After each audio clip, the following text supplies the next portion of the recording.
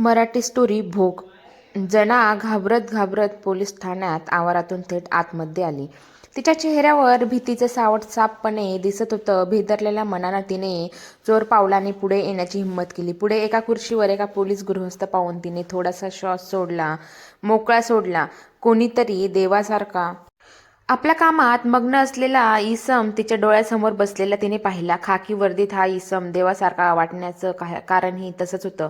कपाळाला अष्टगंध आणि गळ्यात तुळशीची माळ. नित्य देवपूजा नक्कीच करणार हा इसम त्याच्या भळ्या गळ्याभोवती लावलेला गोपीचंद आणि सांगत होता. जनाने हे हेरलं आणि त्या क्षणी तिने त्या इसमाला पुढे घेऊन नमस्कार घातला. विचारलं, साहेब मी जना बैतूर गावाची हाय.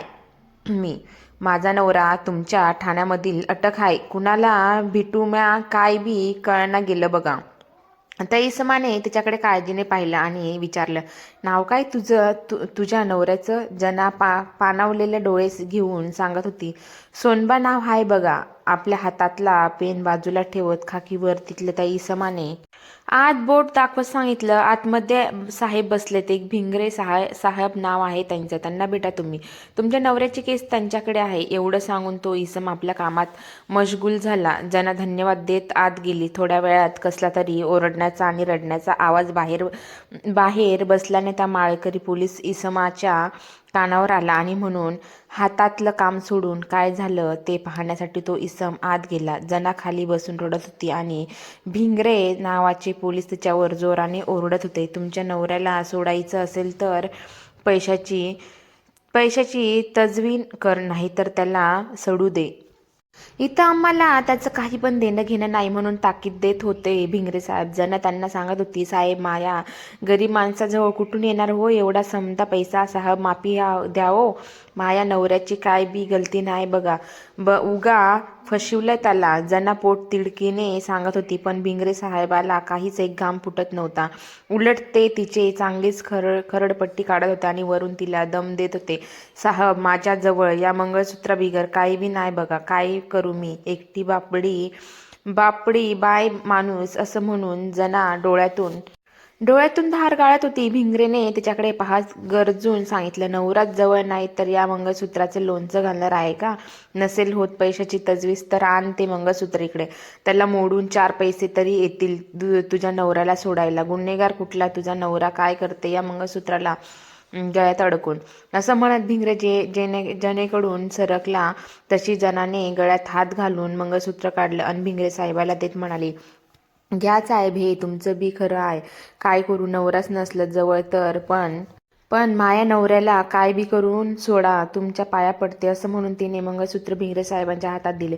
भिंगरे भ्रष्ट हास्य आणत तिच्याकडे पाहत होता. तेवढ्यात तो माळकरी खाकी वर्दीतला गृहस्थ संतापाने समोर आला आणि त्याने भिंगरेच्या हातातलं मंगळसूत्र घेत जनेकडे दिलं आणि तो रागाने भिंगरेकडे पाहत ओरडला, भिंगरे ही काय पद्धत आहे तुमची? एका सुहासिनीच्या गळ्यातल्या मंगळसूत्राकडे नजर जावी इतकी भ्रष्ट बुद्धी झाली तुमची. भ्रष्ट काम आणि भ्रष्ट बुद्धी, भ्रष्ट नजर. तुम्हाला झोप तरी कशी येते? असं वागून तिला मदत करणं दूर आणि तुम्ही त्या गरीब बाईचं मानसिक शोषण करता. यासाठीच ही खाकी वर्दी घातली होती. कुठे फेडाल हे पाप? घे बाई, घाल तुझं हे मंगळसूत्र गळ्यात आणि निघ इथून. एखादा वकील बघ चांगला आणि जामीन करून घे तुझ्या नवऱ्याचा. पैसे नसतील तर मला सांग, माझ्या ओळखीने तुला चांगला वकील सांगतो. नवरा जामिनावर सुटल्यावर त्याची फीस त्याला परत दे. असं म्हणत तो इसम भिंगरेंकडे रागाने पाहू लागला. तसा भिंगरे लाजेल डोळे लपवत तिथून निघून गेला. जनेने त्या भल्या माणसाचे आभार मानत वकिलाला पत्ता घेत तिथून पाय काढला. या घटनेला बरेच दिवस लोटले होते आणि तो खाकी वर्दीतला भला माणूस सेवानिवृत्त होऊन 8 महिने झाले होते. आज पेन्शन घेण्यासाठी बँकेत रांगेमध्ये हा इसम शांत भावाने उभा होता. तेवढ्यात कोणीतरी ओळखीचा चेहरा बँकेत एका बाकावर बसलेला दिसला. रांग सोडून हा इसम इथे गेला आणि पाहतो तर काय, भिंगरे एक हात लटलट कापत होता. तोंड जरासं वाकडं दिसत होतं आणि पाय अतिशय निकामी आणि थरथरत होताना दिसत होता. काय झालं भिंगरे? असं कसं काय झालं? मला तर कल्पनाही नाही या गोष्टीची. मोठ्या आपुलकीने या सद्गृहस्थाने चौकशी केली. बाजूला उभी असलेली भिंगरेची बायको समोर आली. नशिबाचे भोग सगळे दुसरं काय असणार याच्या अंगावरून वार गेले. 1.5 महिने झाले आता पगार उचलण्यासाठी घेऊन यावं लागतं यांना. काही उरलं नाही जवळ. खूप विलास केले, पैसे घालवले, पण काही फरक पडला नाही यांना. असं म्हणत तिने स्वतःचे डोळे पदराने पुसले. भिंगरे पाणावलेल्या डोळ्यांनी फक्त पाहत होता आणि तो सद्गृहस्थ मनात भिंगरेंसाठी देवाकडे कामना करत दुःखी मनाने तिथून निघून गेला. कर्म कर्म आणि या कर्माचं मिळणार फळ कदाचित हेच का? त्या जनेच्या तळतळणाऱ्या जीवाचे तर नाही ना?